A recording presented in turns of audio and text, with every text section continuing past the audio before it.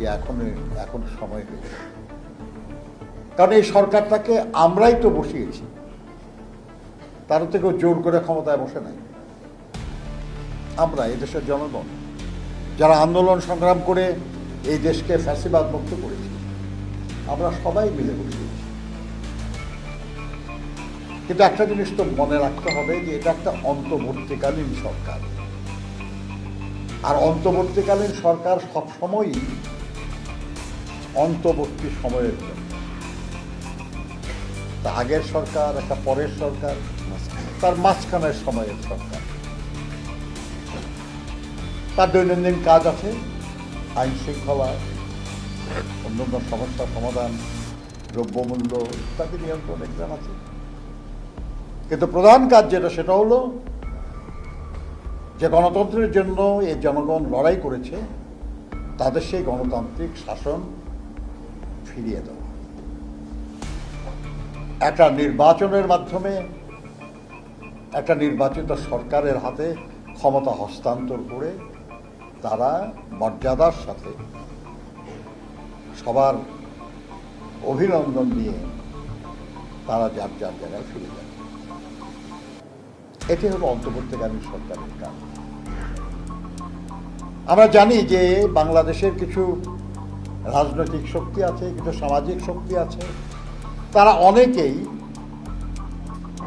তাদের নিজেদের রাজনৈতিক স্বার্থে কিংবা তাদের গোষ্ঠীর স্বার্থে তারা এই গণতান্ত্রিক প্রক্রিয়াটাকে বিলম্বিত করতে চান।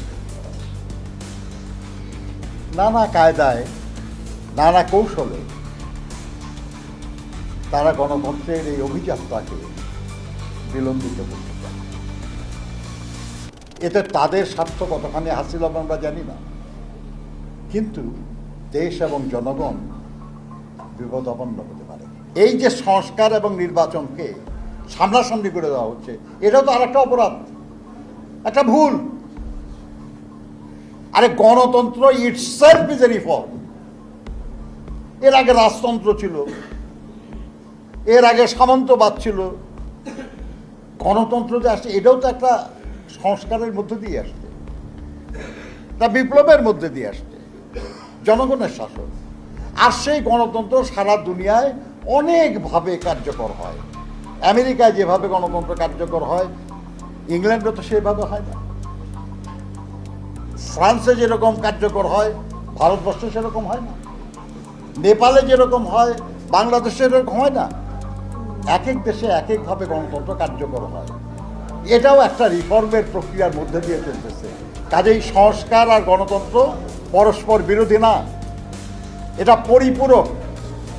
একটার জন্য আর একটাকে আটকে রাখার কোনো সুযোগ নাই।